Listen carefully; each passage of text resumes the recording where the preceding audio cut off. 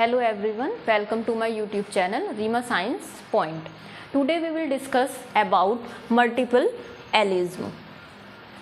Multiple allelism क्या होता है? जैसे कि आपको नाम से ही क्लियर हो रहा है कि one gene more than two allele. According to Mendel क्या था कि हमारा जो है एक एलील में के जो एक जीन है वो उसमें दो ही एलील होते हैं. Two alternative form of allele होती है, चाहे तो वो आइदर होमोजाइगस फॉर्म हो सकती है चाहे वो हेट्रोजाइगस फॉर्म हो सकती है. ये मैं आपको पहले वाले अपने लेक्चर में बता चुकी हूँ. लेकिन अगर हम मल्टीपल एलिज्म की बात करते हैं तो यहाँ पर one gene more than two allele यानी कि एक जीन के दो से ज़्यादा एलील हो सकते हैं. चलिए अब हम इनको जो है एग्जाम्पल के द्वारा समझते हैं. मल्टीपल एलिज्म का फर्स्ट एग्जाम्पल होता है ABO blood group. ABO blood group में क्या होता है कि इसमें जो है आपके कितने एलील होते हैं? 3 एलील होते हैं. जबकि जो स्किन कलर इन रैबिट के लिए कितने एलील रिस्पॉन्सिबल होते हैं? 4 एलील. और कलर इन ड्रोसोफिला के लिए कितने एलील रिस्पॉन्सिबल होते हैं? 15 एलील.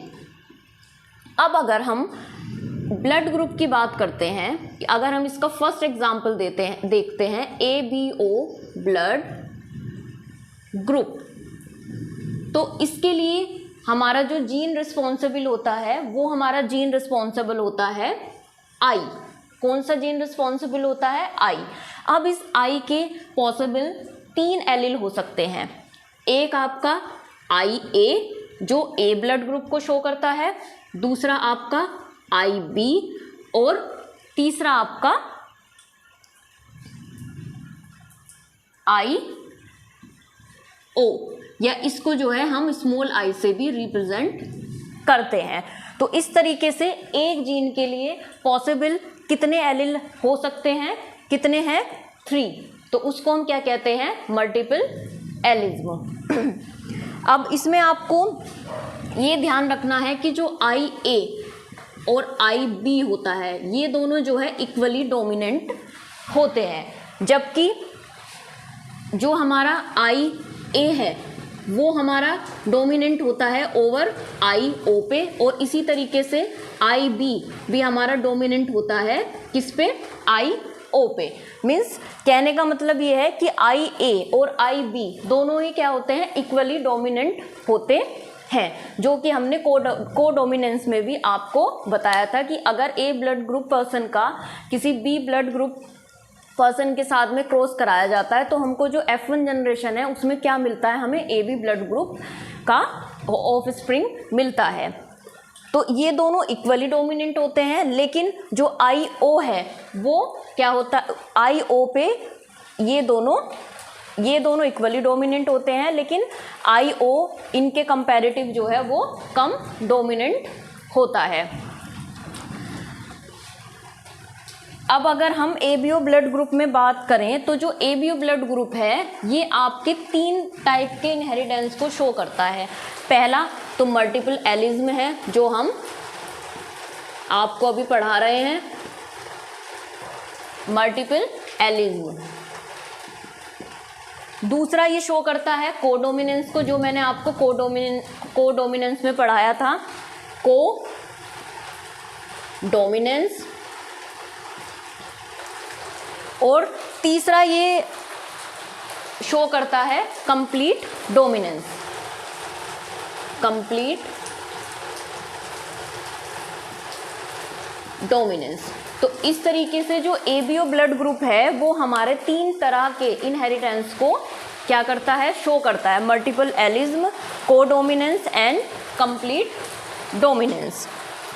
अब अगर हमें किसी इसका ब्लड ग्रुप का अगर हमें जीनोटाइप और फिनोटाइप निकालना है तो हम यहाँ अगर हमें नंबर ऑफ एलील्स पता है तो हम एबीओ ब्लड ग्रुप का क्या जीनोटाइप भी और फिनोटाइप भी दोनों निकाल सकते हैं. लेकिन कब? अगर हमें नंबर ऑफ एलील्स पता है. तो चलिए देखते हैं. सबसे पहले हम देखते हैं ABO blood group. ABO blood group हमें पता है कि यहाँ पे जो नंबर ऑफ एलील्स है वो कितने हैं, 3 हैं। कितने हैं, 3 हैं। तो अगर हमें इसका जो है क्या निकालना है, नंबर ऑफ फिनोटाइप निकालना है। क्या निकालना है, नंबर ऑफ फिनोटाइप।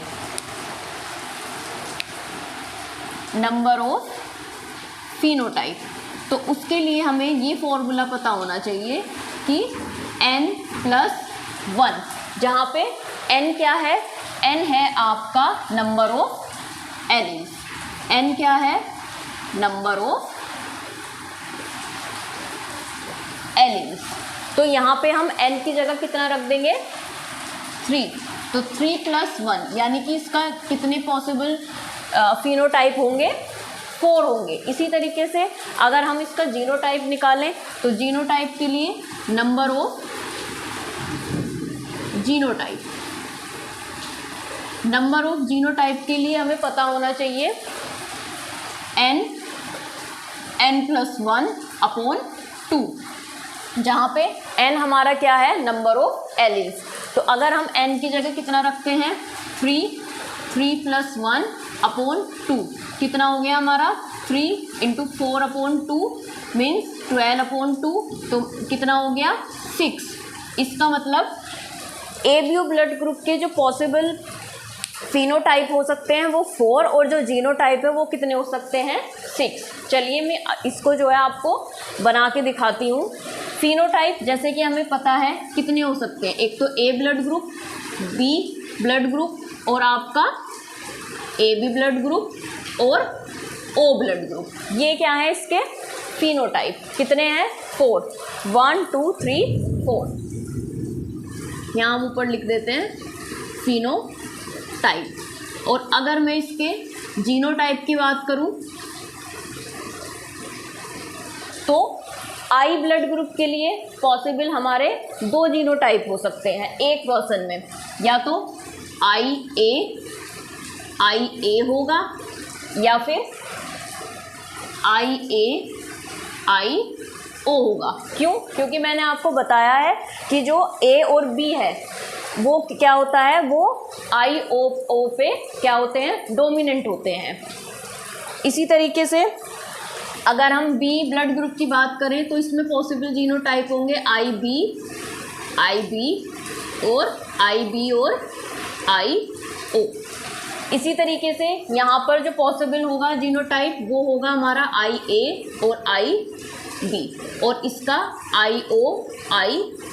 तो इस तरीके से हमारे जो जीनोटाइप है वो कितने आए, 1 2 3 4 5 6, जो कि हमने यहाँ पे आपको कैलकुलेट करके भी दिखाया था। तो कहने का मतलब ये है कि जो एक पर्सन में मिनिमम जो है किसी ब्लड ग्रुप के 2 ही जीनोटाइप हो सकते हैं। सपोज कीजिए अगर मेरा ब्लड ग्रुप बी है, तो मेरा अगर ब्लड ग्रुप बी है तो मेरे जो पॉसिबल जीनोटाइप है वो या तो आई बी और आई बी होगा या फिर आई बी आई ओ होगा। 2 से ज़्यादा पॉसिबल जीनोटाइप एक पर्सन में नहीं हो सकता।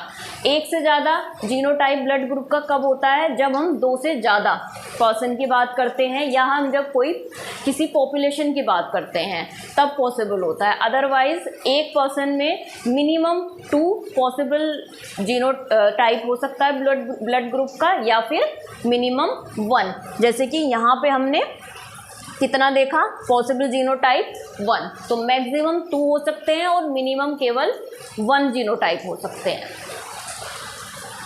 तो ये था हमारा एबीओ ब्लड ग्रुप। इसी तरीके से हम स्किन कलर इन रैबिट में भी इसका फिनोटाइप और जीनोटाइप कैलकुलेट कर सकते हैं, क्योंकि हमें नंबर ऑफ एलील्स दिए हुए हैं। और इसी तरीके से आई कलर इन ड्रोसोफिला में भी हम नंबर ऑफ जीनोटाइप और फिनोटाइप फाइंड कर सकते हैं, क्योंकि हमें नंबर ऑफ एलील्स पता है। तो मैं उम्मीद करती हूँ आपको मेरी वीडियो समझ में आई होगी, और मैंने जो आपको आज फिनोटाइप और जीनोटाइप कैलकुलेट करना बताया, आप अच्छे से जो है इन दोनों के भी कैलकुलेट कर सकते हैं किसी भी एग्जाम्पल के, अगर आपको नंबर ऑफ एलील्स क्वेश्चन में दिया गया है। तो अगर आपको मेरी वीडियो पसंद आई हो तो लाइक कीजिए, सब्सक्राइब कीजिए। धन्यवाद।